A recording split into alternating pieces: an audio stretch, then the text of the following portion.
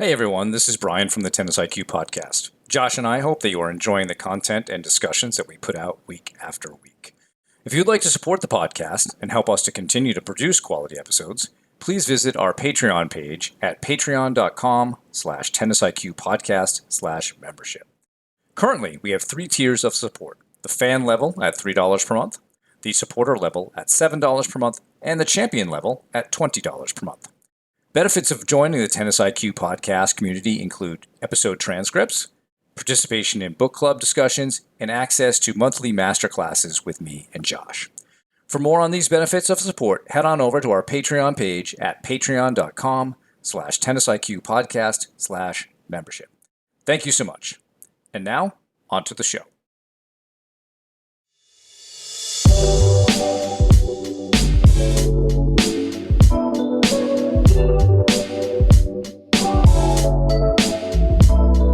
Hello and welcome to the Tennis IQ podcast. I'm Brian Lomax. And I'm Josh Berger. And in today's episode, we're going to be talking about the 2024 Australian Open. And we're going to be mostly focusing on the on some of the themes, themes, particularly on the mental side of the game, on the finalists, but also some other matches that came up, and on both the men's and the women's side. And on the women's side, Aryna Sabalenka beat Qinwen Zhang, and she beat her 6-3, 6-2. And on the men's side, Jannik Sinner beat Daniil Medvedev 3-6, 3-6, 6-4, 6-4, 6-3. And quite a bit to talk about. I think there are definitely some themes on both sides, and I think there are some overlapping themes. And I think maybe we could start with the women's final, and maybe Sabalenka in particular, and just her dominance and her growth, I would say, just as a player, both physically and mentally, and maybe how that led her to really achieve the dominance that she had in this tournament. I think besides her semifinal match against Coco Gauff, she didn't lose a set throughout the tournament, including that match against Coco Gauff, but she didn't lose more than 3 games in any set throughout the entire tournament, which is remarkable, which is just a remarkable level of consistency of performance, I would say. Wanted to see maybe some of your thoughts that you had on her, Brian. Well, I think especially given her playing style, Josh, which is a very aggressive style of play. I thought some important things for her. Number one, I saw a lot of this on Instagram as well, is she was keeping things pretty fun and relaxed and loose off the court. Mm-hmm. I don't know if you saw the video of her like kicking like a water bottle off the top of her coach's head. So she's sort of doing like a roundabout kick. And I think she talked about how keeping it loose and fun off the court was really important for her, to help her enjoy what's going on. And I think that's an important thing for all players to consider. We've talked about how enjoyment is such a key factor of being a great competitor, and looking at your tennis and making sure that you are enjoying what you're doing. And so her emphasizing that more in the off-court type of thing, I think was fantastic, and most likely helped her when coming onto the court. One of the things that we've talked about in the past with positive psychology is about positivity, and this theory called the broaden and build theory, which is that more positive emotions help you to become more psychologically stronger out there. You can be more creative. You can see more options. And so whether she's doing it for that reason or not, that's a byproduct of what's happening. So enjoyment, I think, is a really big thing. I think she also noted the importance of trying to stay more in control when on the court, meaning not so many emotional reactions to circumstances or adversity. She's obviously not perfect here, but when contrasted with what happened in New York at the US Open much better. And I think that it helps you to be consistent in, having sets that are 6-3 or less. I think the other thing that was out there, Josh, for her was this was, she's been trying to win this second title for, a few tries here. And sometimes the second title is harder than the first. Who would have guessed that Dominic Thiem would not be in any conversation since the 2020 US Open relative to winning a major? That would have been hard to think about. And he's a totally different case. But Sabalenka now has that. And I think what I like about it, Josh, is that she really wanted to back up that first title, not to be a fluke, to make sure that she could prove to herself. And she wanted, I think, to do this for her father and her family. So winning that second title takes a lot of desire. It's not easy to do that. And I think the last thing I would say about her, Josh, she talked a lot about this in her finals press conference, that it's just a process. Keep fighting, keep working hard, keep trying. What choice do you have as a professional player? It's not going to go great every day, but just keep doing those three things, and then you see what happens. And hopefully she keeps that going, because now I think perhaps she's found a little bit of a formula. Nice and loose off the court, trying to remain a little bit calmer on the court, and simply doing great work in training. So those are some of my thoughts on her. I'm really impressed with how she's done this. Even last year, impressed that she was able to win the tournament the first time. And it's wonderful to see her back that up and establish a little bit of dominance here. Absolutely. And especially after that, after the US Open, where she lost in a really, tough three-setter against Coco Gauff. And she was frustrated, and I think a video came out of her in the locker room afterwards, like smashing a racket and just, very frustrated. And she talked about how, there's not going to be big wins without, really tough losses, and just being able to sort of move on after that loss, after a loss like that, and, learn from it and put it behind her.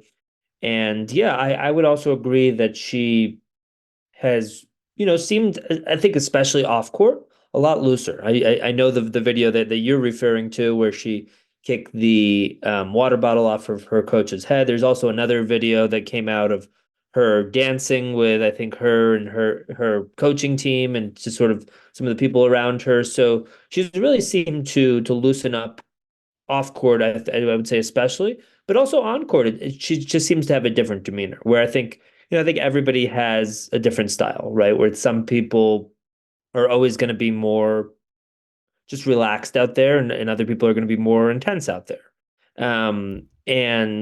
She's definitely more on the intense side of things. But what we're not seeing is these huge emotional swings, up and down, that we have in the past. I think in past matches from her, she would let out a lot more negative emotion, negative body language, sort of show her opponent, show the crowd, show everybody that just how frustrated and upset she was.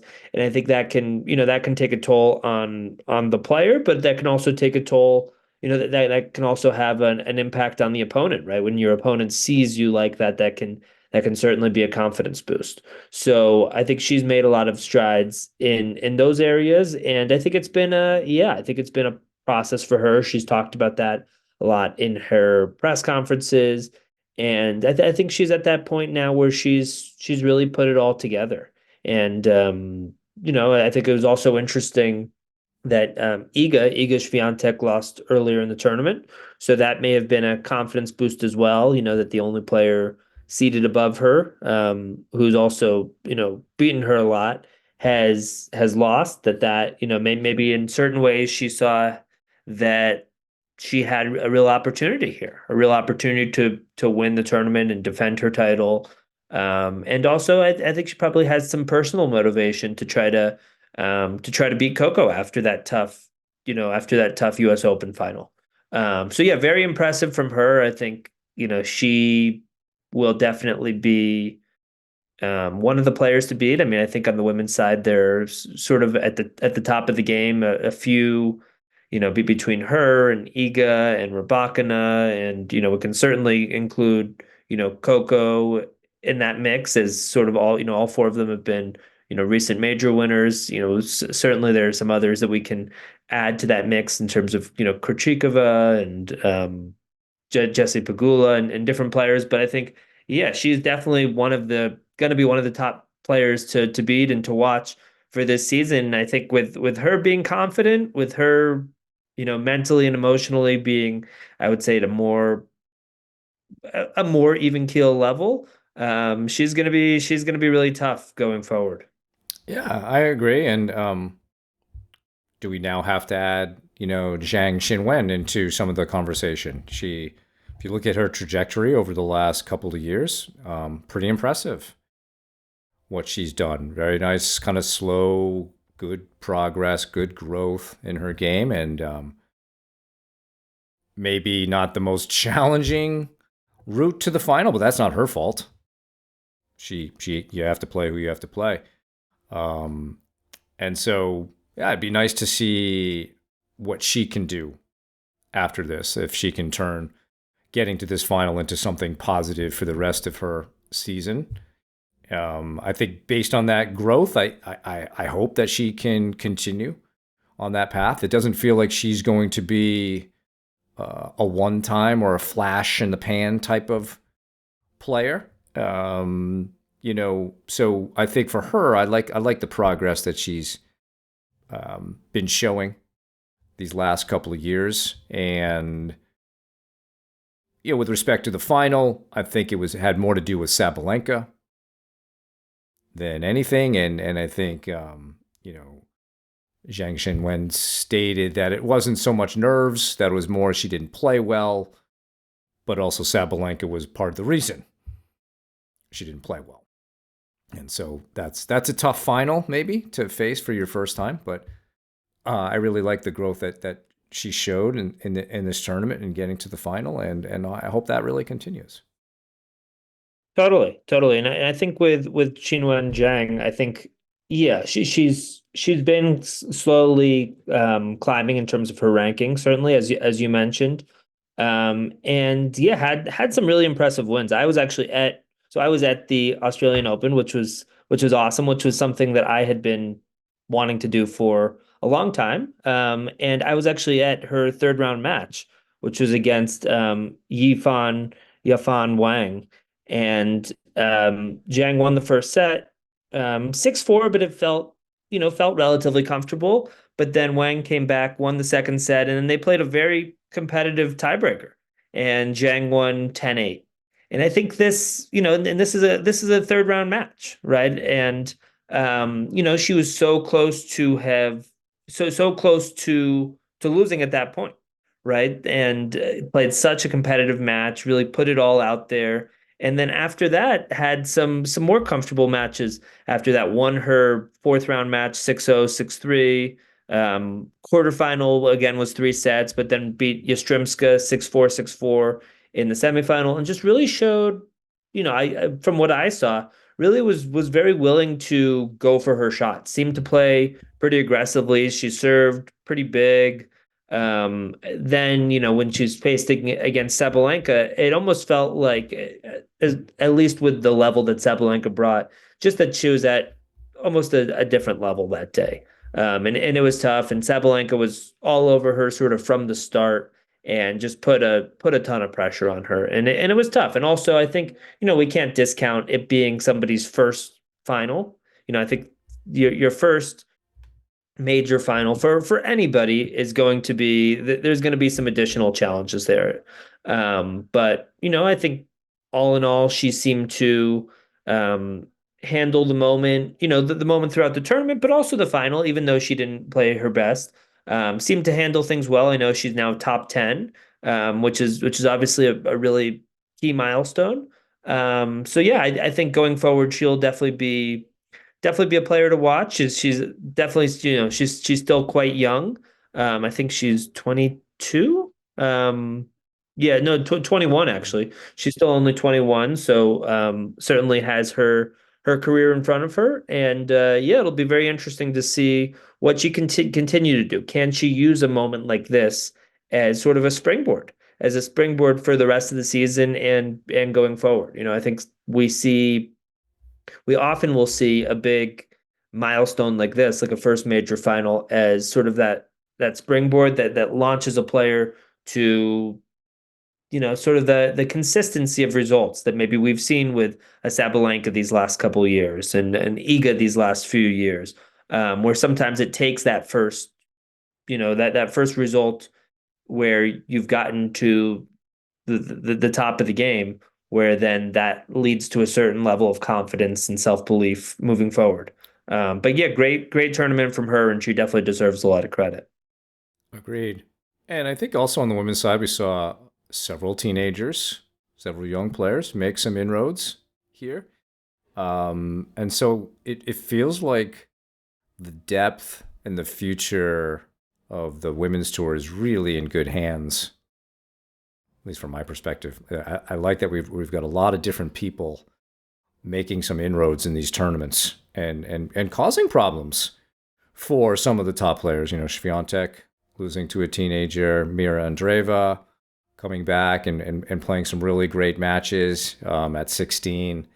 So I think that just makes everything a little bit more interesting, a little bit spicier for us as a fan, and just to see how these players handle these moments. And so I think it could be a really exciting year as we move into the spring with the U.S. hardcourt piece, and then into the clay court season. Totally. And one interesting thing, and I don't know if you saw this regarding Mira Andreeva, but Andy Murray actually had an Yes, interesting tweet yes. about her where I guess one of the commentators, so she was down in one of her matches, she was down 5-1 in the third set, but then came back and won the third set. Once they get to 6-all, they play the super tiebreaker to 10. So she came back and she won it. And Murray commented that the commentator from the match had noted something about her mental game, that she's really hard on herself, that she needs to work on that when she was down 5-1 in the third set. But then he mentioned that, that 30 minutes later she had won it. She had won the set 7-6. So what Murray had said, which I thought was interesting, was, maybe and this is a quote, maybe the reason she turned the match around is because of her mental strength. Maybe she turned the match around because she's hard on herself and demands more of herself when she's losing or playing badly. Winner. So again, there's different styles, and Andy Murray, I think, is also a player who has been criticized for, well, I think criticized and applauded probably for in two different ways about his mental game. That I think emotionally he can certainly show negative emotion and frustration and has broken rackets and things of that nature, but also has been very tough mentally and has had quite a few comebacks, has been a really tough player to close out matches against. So I think maybe Murray saw a side of himself with that criticism against her, and was saying that, just because she is hard on herself doesn't mean she's not mentally strong. And I think that, to me, that's a theme. To me, that's even a theme of this tournament and in general, that, players have different styles. There are going to be the players that are going to be more stoic and more put together always and have less ups and downs, and that's going to work for them. And I think, we can think about a Roger Federer as an example of that. And then we can think about the Murray style, where there are more ups and downs. There is more frustration that's shown. I would add in, I would add in Djokovic to that camp. I would add in Serena to that camp, where they do show frustration. They do, you know, when things aren't going well, they are hard on themselves because they have high standards for themselves. They have high standards, and sometimes that, I think, can lead to them turning things around. So I think it can work for them or work against them. But I thought it was really interesting, especially speaking of some of the teenagers on the women's side.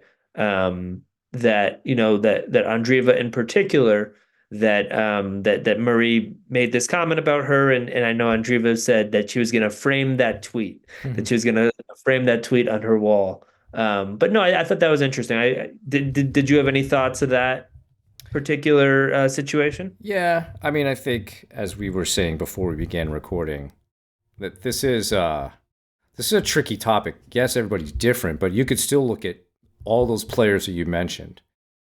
And I bet if we were to catalog the matches in which they acted worse than they normally do, they probably lost most of those matches. It's Can it work? Yeah. If you can turn some of that frustration and anger into right action. But if it snowballs and accumulates into more self criticism and more just sort of plain anger, it won't work. And so it's a little bit tricky making that right transition. And I have felt it as a player too. There have been times where I've kind of lost my mind and all right, now I clicked, I'm in the zone. But when I'm like in the zone, I'm not acting badly. If we look at all those players you named, Murray, Djokovic, Serena, in the matches that they have played their best, they have not acted that way. And so I get what he's saying, and I bet it is partially true with Andreeva. She probably does have high standards, and maybe she was able to kick it in like, come on, let's do this sort of thing. And she channeled it into like, all right, let's just play some clean tennis. Let's make her work hard. That to me is really the value here. Forget about how she did it. And this is something that Medvedev does when we get to talk about him. When you're losing, your mission is to keep your opponent on the court as long as you can. And she did that. Medvedev did that several times. And really against, Alexander Zverev, that was the mission. I'm down 2-0. I have to keep this guy out here. I have to give him a chance to choke. Because everybody knows that's a legitimate thing that could happen. And so how you find your way to having to extend the match, that may be the more personal thing. Some frustration, anger might work for you, but I really feel strongly that engaging with that as a regular technique and tool to play better is dangerous. I think we see that it fails way more often than it succeeds. And I don't think Aryna Sabalenka would be talking about the importance of staying calm if she felt that the other stuff was a better route to matches. She learned the hard way, like we all do, that doing that doesn't necessarily work. Yeah, we're all different, and maybe her level of negativity might have been way higher at certain points. But I also don't want to project out here like, oh yeah, you should let your frustrations out. It will help you play better. I don't believe that that's in general true. And we did that, episode on does venting anger work? And really the conclusion was no. So can we also look at opening up your mind to trying a different way, trying to be calm, knowing it's not easy, and seeing how that goes. So, but I did think it was kind of really cute interplay between Murray and Andreeva. I think there's some good chemistry there, and then it'll be interesting to see how that blossoms at future tournaments. Absolutely. No, and I would say I fully agree that the matches where we can think about each of them from a sort of a emotional or behavioral perspective, when they're at their best compared to maybe not at their best, I would say when they're playing at their best, we haven't seen that. It's those matches where they're not at their best, and that's when that comes out. And I would agree that in general, I don't think it helps them. I think sometimes it's almost like a chicken or the egg type situation where it's like, okay, well, I came back and I won this match when I was frustrated and letting out the anger, and that must mean that led to that fight that I was able to show. But I think oftentimes it's no, you have that fight in you have that ability to turn a match around, And earlier in the match, you weren't showing it. You were you were um, maybe mentally not at the level that you wanted to be. So I think it's, sometimes I think players maybe like Murray in this situation sort of look back and attribute some of those wins to, fighting despite the negative emotions, where I think, yeah, I would agree that, and again, we did a recent episode on this that people can listen to, that venting doesn't help. And there's a lot of research here that shows this, but that, when because everyone's going to experience frustration. Everyone's going to feel upset when maybe things aren't going so well, but it's what we do about it. It's, do we decide to yell at ourselves? Do we decide to throw a racket? Or do we decide to go about it a different way? Can we use our routine to slow things down, to reset, to recognize what happened in that last point, but then reset and, and really try to have a game plan for the next one? Can we use our self-talk? Can we use our breathing? Can we use some of these different tools that we have to manage the frustration of not playing our best? Because it's going to happen. It happens to the top players in the world. It happens to junior players. It happens to adult league players. It happens to everybody. So can we use the tools that we have and have built or are continuing to build to manage that situation? And it does sometimes feel, and I think going back to Sabalenka, I think she's probably had moments like this as well. And I think sometimes players can maybe justify their actions, especially if they win and say, "Oh well, I still managed to win." Yeah, And rationalize it, right? rationalize exactly. So I think, yeah, I think it's definitely something we want to maybe be careful of not doing too much. Yeah. So how about we get into the men's side? More specifically the final. I think some really good themes coming out of that final, Josh, and I want to give you the opportunity to talk about it first. Yeah. So quite a few. I mean, Medvedev came out really hot in the beginning of the match. Very aggressive. Extremely aggressive, which, for anyone who's familiar with his game, he certainly can be quite aggressive. He has a huge serve. He certainly has the tools on the forehand and backhand side to be very aggressive, but he doesn't always necessarily play so aggressively. He often steps back behind the baseline. He doesn't always, play as aggressively. He could be very consistent, and he often will sort of counterpunch and wait for his opponent to make that first move. But that's not what we saw in the beginning of this match. And really, those first two sets, he came out super, super aggressively, from, with his ground strokes in particular. And I think it sort of caught Sinner off guard. And Medvedev talked about this after the match, and that he had played quite a bit of tennis. Sinner had only lost one set leading up to the final. Um, and he lost that set against Djokovic in the semifinals, where Medvedev had played, I think going into the final, had played three five-setters, had played some four-setters. When all was said and done, after the five-set final, had played 31 sets out of a possible total 35 that he could have played, and was on court for over 24 hours, which set a record for any player, in history, in one tournament. So yeah, I think Medvedev recognized that physically he needed to do something different. That if they were going to be in the long rallies throughout the match, that was going to benefit Sinner because he was a lot fresher physically. So came out extremely aggressive, and it worked. It worked for him. He won those first two sets relatively comfortably. I think also Sinner was not at his best. We can speculate as to why. Maybe it was a letdown after the Djokovic win, which was obviously a huge win for him. Maybe he was just caught off guard by Medvedev's play. He seemed to be a little bit flat. But yeah, after those first two sets and sort of midway through that third set, midway through or even towards the end of that third set, Sinner started to turn things around and managed to break Medvedev towards the end of that third set, and then again in the fourth and fifth, and really I think did a great job, especially towards the end of the match, of holding his nerve. Right, this was his first major final. Has certainly been a player that's been sort of on fire these past few months, has now beaten Djokovic 3 times in a row. I think has beaten Medvedev. Sorry, not 3 times in a row. Has beaten Djokovic 3 out of the last 4 times that they've played. Um, and I think has beaten Medvedev a few times. I think three or 4 times in a row now as well, including in some finals.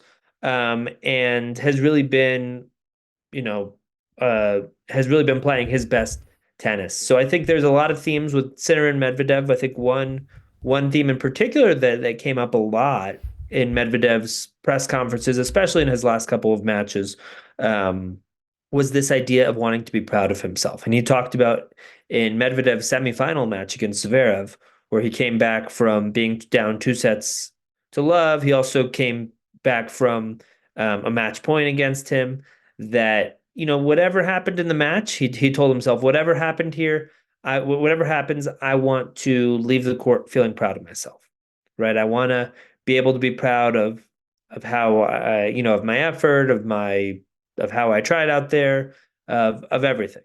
And to me, that's a very process oriented perspective, right? It would be very easy for Medvedev to go in and say, okay, I'm ranked higher than Zverev. I should be beating him. I'm supposed to beat him. I've beaten him in recent matches. I need to win. And I think probably most players have had thoughts similar to that. I hear this often from players, and I know this is something we've talked about quite a bit, Brian. But yeah, people will often frame things as I need to win. I'm supposed to, I should, and put these expectations and put this pressure on themselves about their performances. Where instead, if we can keep our focus more on something more process related, like being proud of myself, right? And then what do we need to do to be proud of ourselves? Well, we need to give our best effort. We need to have a good attitude. We need to, really try to move our feet. We need to have good shot selection and decision making. All of these ultimately controllable factors. And I think I like that he brought that up. And I think, Medvedev has also had an interesting interesting sort of journey these past few years, where he won his first and only major title in 2020. Has also had some tough finals, Grand Slam final losses against Djokovic and Nadal. And actually, his ranking dropped quite a bit. And then has really gotten it back. And I think last year was an important year for him in terms of sort of getting his game back, getting his level back. And I think just based on even the way that he's talking now, I think has had a certain maturation as well, where he's trying to really do his best, feel proud of himself. I think the clay season last year in particular was really interesting because I think going into last year, he had not had much success on clay. And then last year seemed to really embrace clay in a completely different way and actually won a Masters title on the surface. And it just seems like, it seems like in general, he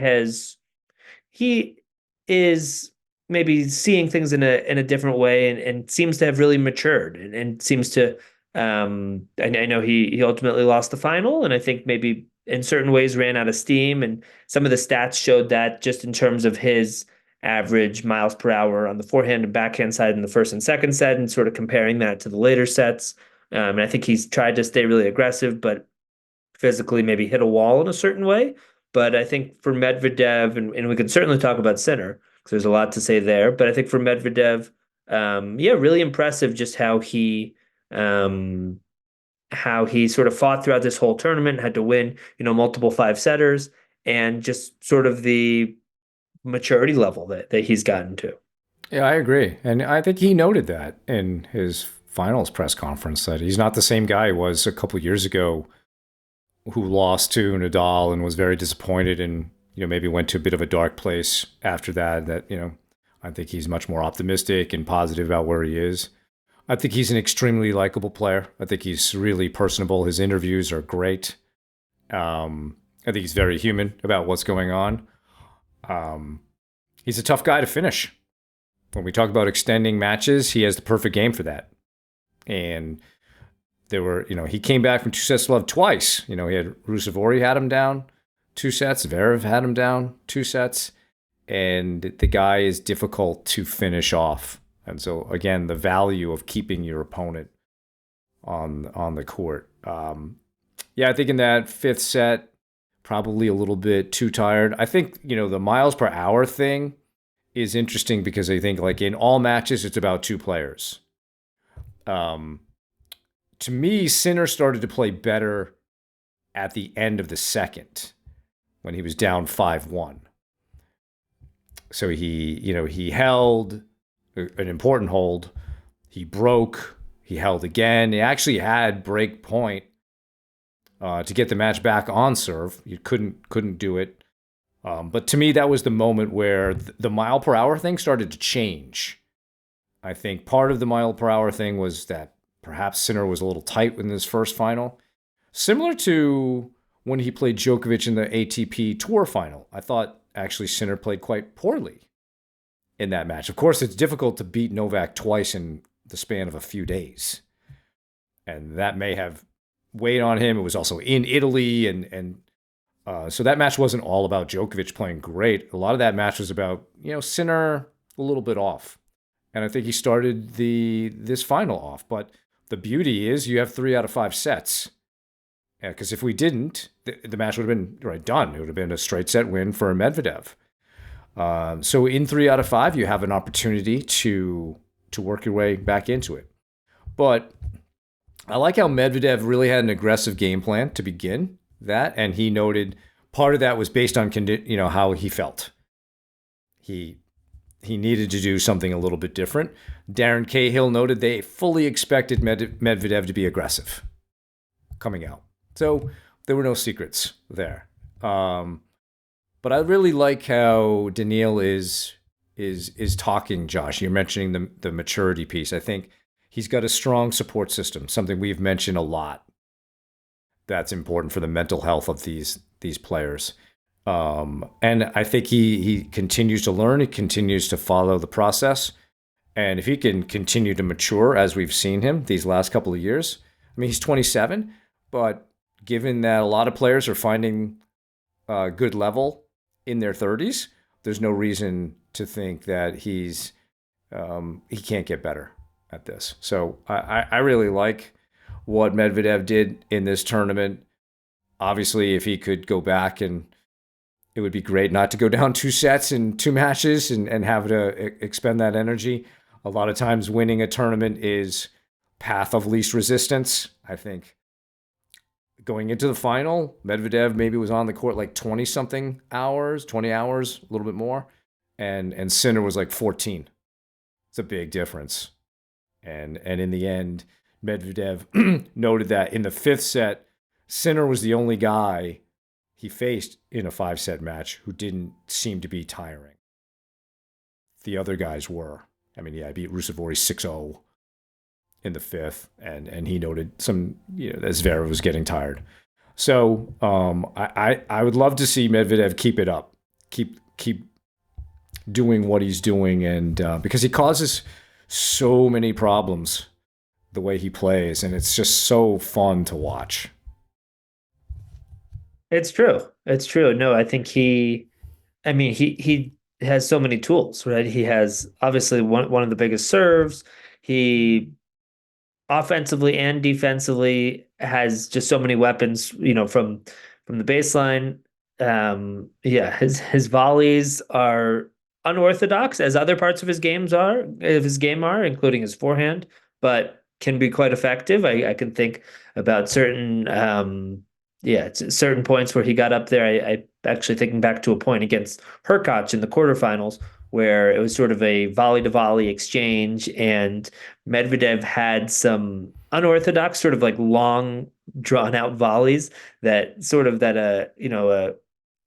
a coach at a tennis club or park would tell any player to shorten up, but Medvedev being one of the top players in the world, he made it work and won that point at the net. And I think has the type of game where he can really win any match with sort of the tools that he has. And I think, like what we talked about with Sabalenka, I think has gotten to a point of further maturity. And yeah, I think has been through a lot these past couple of years in terms of sort of getting to the top of the game, reaching number one, of course, and then letting his ranking drop. I know he was down to like number 12 at one point. And now back to, one of the top few players in the world is at number three.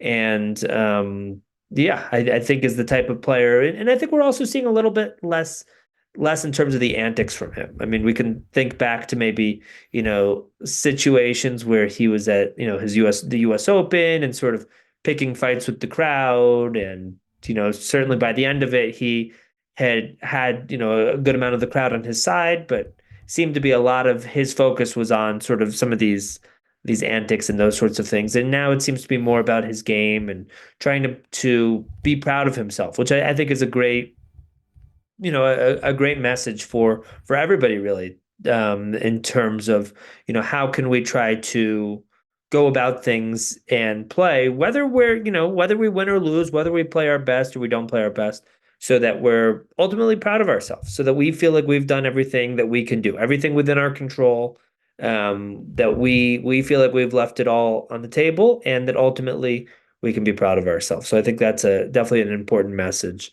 But I think, yeah, I think we should definitely talk about Sinner. I think also on the men's side, some of the players that didn't make the final that maybe we would have expected to, or at least expected to have a good chance, such as Alcaraz and Djokovic. We can also talk about them a little bit, and because I think there's certainly something to say about each of them.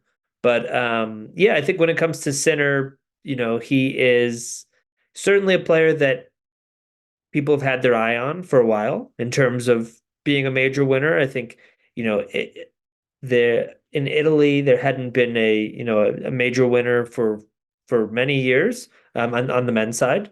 And I think he had certain pressure on him growing up. I think people had talked about him as being, a potential next star. And yeah, has really seemed to put it together in recent months. And I think the results have, speaking for themselves.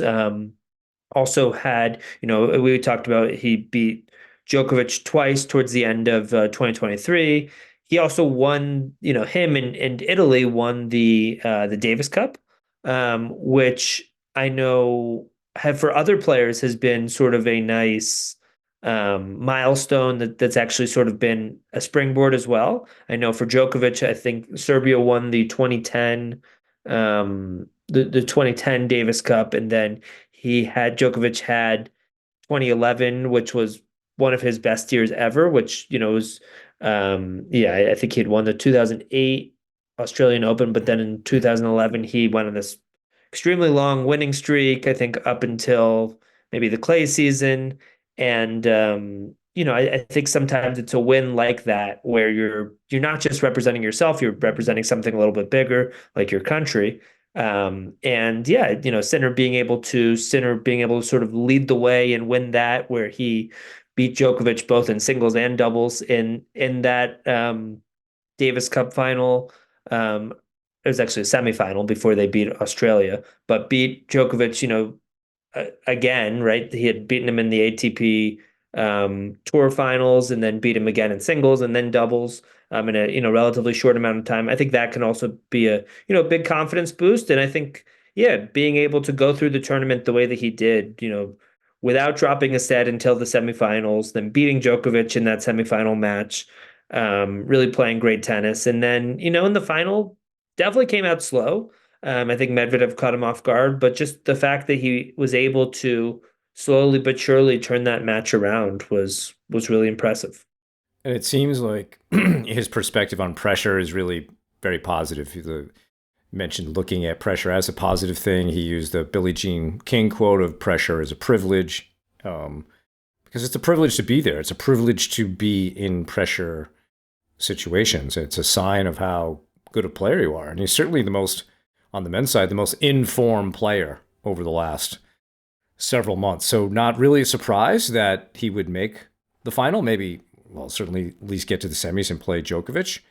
Perhaps having played Djokovic so much in recent months was helpful to feel some familiarity, to feel some confidence there. If he hadn't had that experience, does he beat Djokovic? Who knows? Who knows? Novak, obviously didn't have his best day, but that could have also been Sinner. All these things are, an interplay there. I think the thing I like about Sinner, if we look at it more from a match management perspective and his own emotional management, that he does a very good job of staying calm and generally staying positive. There can be some little things of maybe confusion or what's going on, but it's really well contained. And he can come back and have a great point and automatically see that fist looking at the box. And even in the second set, when he's down a break, but he gets the break back, right? He goes right to his box and he's got this. And that's clearly something that they have talked a lot about, how he can keep that positive thing going. To me, that's super important, Josh, because you're never out of it. There's never a 0% chance you're going to win this match when playing, at this level. So there's no value, as Rafa once said in a press conference, there's no value in showing negative body language. So why do it? We want to make sure that, like, in our own mind, we're a house united, not a house divided. So we want to make sure we know that. And I think he does a really good job of that. And his team is very good. So that's an important, again, the performance team, the trust in that. He also talked about when he was down, looking to just extend the match and make it longer. He knew Medvedev had been on the court a long time. Let's keep him out there a little bit longer. Let's see what happens. And that worked in his favor. So I think once he started to hit a little bit more freely at the end of that second set, you could start to slowly see him creeping his way back in. And that's, I think, where the mile per hour thing changed. When Sinner's not hitting the ball as cleanly, it allows the opponent to have a better ball to strike. Therefore, you can generate more power. But if Sinner is hitting the ball cleanly and at a higher mile per hour piece, now you're reacting. Now you're a little bit less able to attack it. So to me, the shift in the miles per hour on the ground strokes was not so much one player or the other. I think it was, again, the combination. Medvedev being a little aggressive, throwing Sinner off, not playing as well. Sinner starting to feel more comfortable. His ball starts to have a little bit more weight. Naturally, Medvedev may not be able to attack it in the same way. So it definitely an interesting way to look at the match. So this is his first. And naturally, the challenge will be, can you repeat? Because as we said earlier, that can be the hardest thing here is winning that second one, not being satisfied with just one. And I don't feel like that's going to be an issue for Jannik Sinner. I think he seems to have the same kind of mentality toward major titles as Medvedev does, as Djokovic, as Nadal, as Federer, that it's not about winning one. It's about me seeing how good I can be. And maybe that's, who knows what that number is for Jannik Sinner. But I love his game. He also is seems like a great young man, and someone that is, again, easy to root for. And I'm sure that, Italians are feeling really good about where their, tennis is in the country. They've got some excellent men's players. They've had excellent women's players for quite a while. Maybe there's a little bit of a lull there now, but I'm sure that will come back. And it's really great to see the country producing such high-level talent. I mean, that Davis Cup winning team, Balotelli wasn't even playing. He was there supporting, but he wasn't even playing. And so that's a deep, deep team. Absolutely. No, absolutely. And I think, yeah, both from a team perspective, but yeah, definitely in terms of Sinner, he, yeah, absolutely has a lot of potential going forward. And I think, he has managed to, as you said, managed to stay very even keel, managed to not have maybe the same highs and lows of other players. And yeah, really seems to to keep it together. And you can hear him. I mean, even after he won the title, it wasn't like of course he had his celebration, but hearing him talk about it after the fact, he's very put together, very calm, very composed, chooses his words carefully. And yeah, definitely the type of guy who you could see having having a really impressive run in the sport, right? The type of guy that could continue making these finals and winning these finals because he has all the tools, I think, mentally and physically. He's always been a guy that's been a big hitter from the baseline. Actually, even Djokovic talked about, I think, hitting with him when Sinner was 14, and just sort of recognizing just the how clean he hit the ball and how much pace he could generate for that age. And I think we've seen, that he can really hit a big ball, but I think it's taken him some time to put it all together, to be as solid um, and consistent from the baseline. Like I can think back to a match he had earlier in the tournament where he played Andrei Rublev, who's obviously a very big hitter. Really crushes the ball, and he was just hanging with him. He was hitting as hard as Rublev, and I think matched him or just about matched him in terms of winners throughout the match, but had half as many or just roughly half as many unforced errors in the match. And I think it just shows more of from a strategic perspective that, he's gotten to the point where he can hang with the biggest hitters on tour, but he can do that in a more composed and consistent way. And yeah, I think that's definitely a recipe for success. I think, and I don't know how much we need to dive too much into this, but I think it is important to talk a little bit about Alcaraz and Djokovic because I think we saw something from both of them that we don't normally see. I mean, I think from Alcaraz, the first in his quarterfinal match against Zverev where he lost, his first 2.5 sets or so was really something I hadn't seen from him before. I think he was just off. He plays in a certain way where he makes low percentage tennis work oftentimes, where he plays in a pretty aggressive, flashy way that where if things are going well, he hits some of the best highlight reel shots you'll ever see, and he can he can certainly beat anybody in the world when he's playing his best. But in that quarterfinal match, it felt like he almost didn't have a plan B in a certain way, where his game wasn't working. He wasn't at his best. Zverev was also playing unbelievably, right? Zverev, I think, throughout that match served 85, made 85% of his first serves, which is, especially at that level, just an incredible stat that you really don't see people putting up that sort of a percentage. But I think Alcaraz was just off. He was, making way too many errors from the baseline. He didn't seem to have his normal sorts of energy or flair that he normally does, and he just didn't necessarily seem to have a way to adjust. Now things shifted, and in that second set, he did. Sorry, in the third set, he did seem to turn things around and went from being down, I think 5-2 in that third set to ultimately getting to a tiebreaker, winning the third set, and then ultimately lost in a competitive fourth set.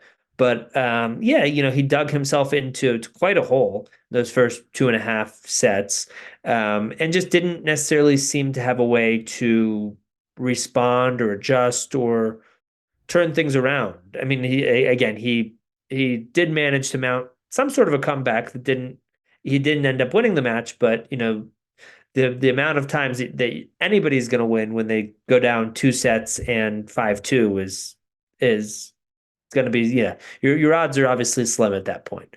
But yeah, Brian, I wanted to see if you had if you saw some of that or if you had any thoughts on that match. Well, I think one of the key things you said was that he tends to play a lot of low percentage tennis.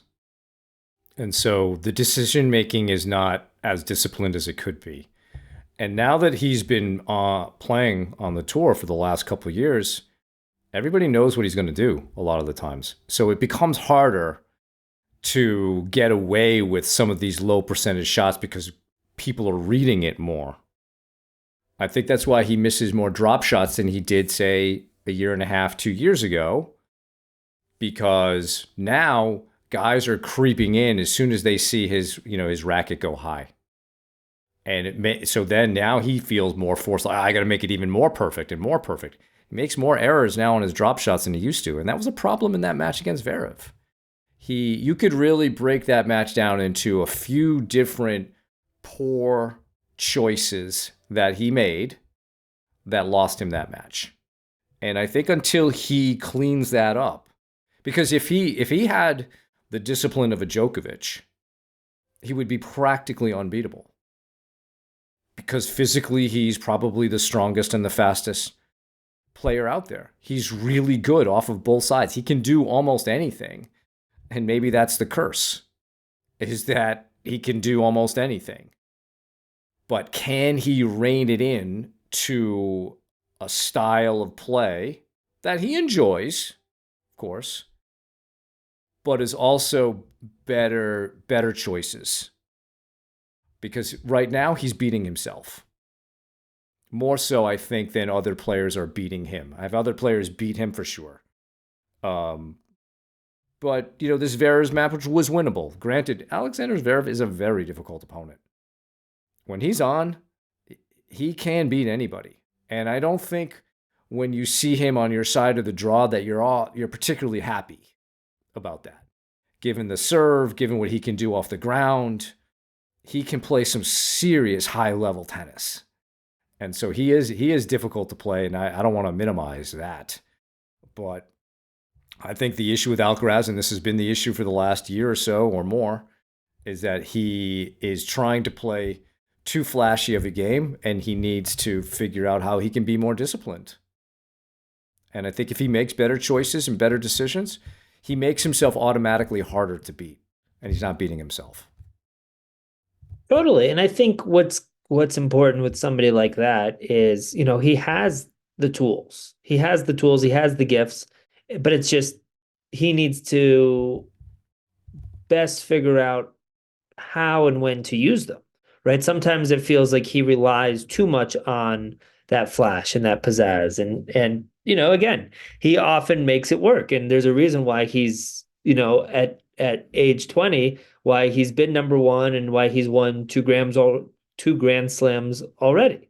Right. So, we're not trying to take anything away from him or anything like that. But I think what we often see is, he relies on that drop shot, or he relies on that absolutely massive, winner that hits the line or is, just inside the line.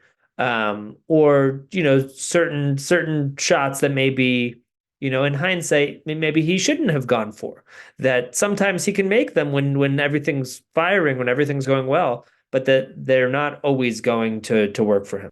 And yeah, so I think, finding ways to be a little bit more disciplined would definitely be beneficial for him. And then within that sort of structure of discipline, then you can find the ways to add in those pieces of the game that makes him who he is. So I don't think, we're not trying to say that he needs to start playing like everybody else or just hit cross court. Or just hit cross court or anything like that. Like he's the type of player that should be aggressive and should go for his shots. But I think there's a way to do that within sort of a more of a disciplined framework where those shots, where for instance the drop shot is a surprise, becomes more of a surprise if it's used less. Correct. Right? Sometimes I find when he gets in trouble, he relies on shots like that too much, where they've become predictable and then they're less effective. Where I think he can use his tools and his, those very impressive tools, but use them in those right moments where they'll be as effective as possible. Agreed. I know you wanted to say something about Djokovic. I'll just say something very short about him. He indicated that, this is not the beginning of the end, and I completely believe him. This is a guy who's very motivated, very driven. I think he's going to use this loss to Sinner as as a driving force for the rest of the year. And I think we should take him at his word. I think he will absolutely be back and will be playing high level tennis. And it's not the first time we've seen his level dip. I mean, there have been a few times at Roland Garros where he played Rafa. He didn't look that good in some of those matches, but he's always come back. And I don't think there's any reason, if you're a Novak Djokovic fan, to be worried about that. And I think that that's always been one of the great things about Novak is his motivation and drive to be the best that he can be, to be the best ever, is there. And I think he will absolutely rise to this challenge.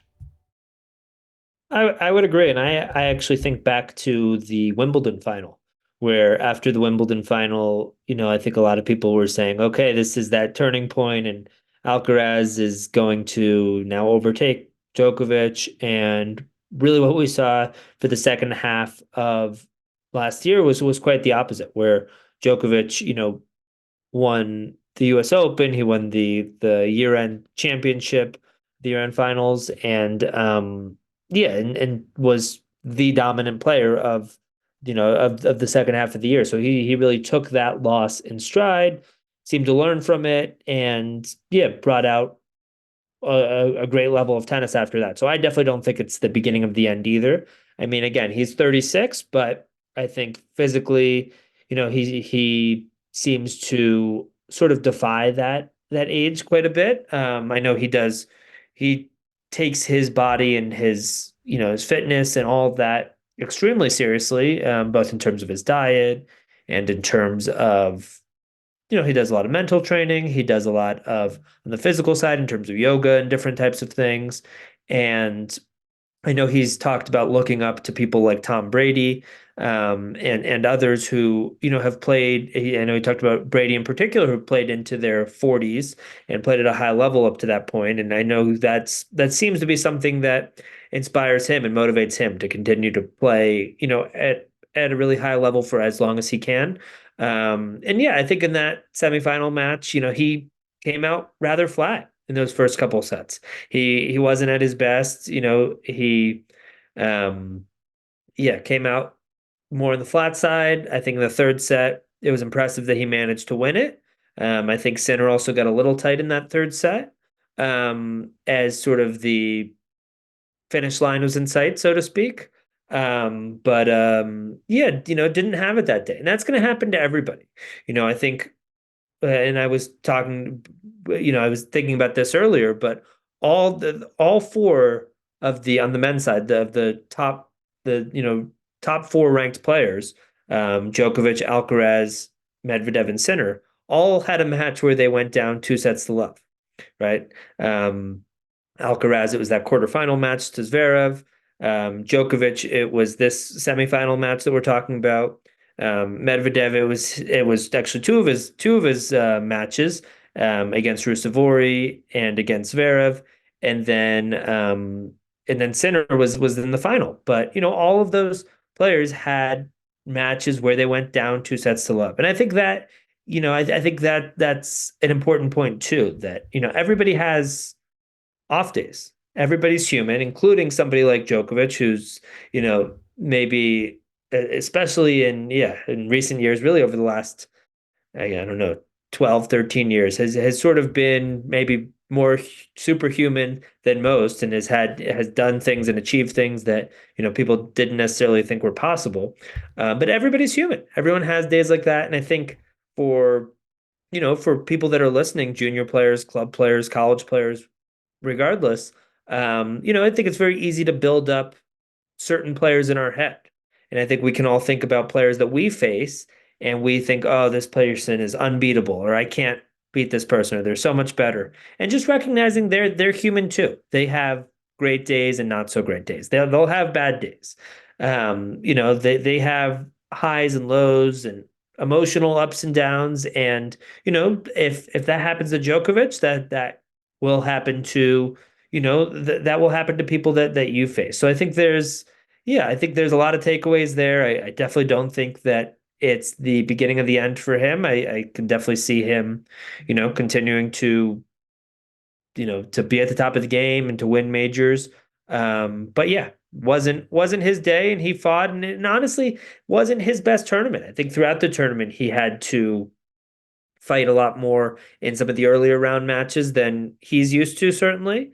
And yeah, but I think some of that caught up to him and just didn't have his best stuff on that particular day. Seemed to really continue to fight, but just didn't have his stuff. But credit to Sinner to, to managing to win that match still and bring out his best tennis and then winning the final. So those are some of my thoughts there, and maybe some of my final thoughts. Yeah, any other thoughts on Djokovic or any other thoughts that you have, Brian? No, I think we covered a lot, Josh, and I appreciate the conversation. I think a lot of good themes came out of this tournament, and excited for the next few months and to see how things develop based on this tournament. So really great, and thanks for talking it through. So that's our show for today. Thank you all for listening. For more on today's episode, please check out the show notes. If you have any feedback or questions for the two of us, please email us at tennisiqpodcast@gmail.com. Also, if you're enjoying the content that Josh and I discuss on the show, please rate and review the podcast so other tennis enthusiasts can find it more easily. Additionally, to be notified of new episodes, please subscribe to the show on your podcast platform of choice, including YouTube. You can also check us out on Instagram. If you'd like to support the podcast, please visit our Patreon page at patreon.com/tennisiqpodcast/membership, where you can learn about the benefits of being part of the Tennis IQ podcast community. Thanks again, and we'll talk to you soon in our next episode.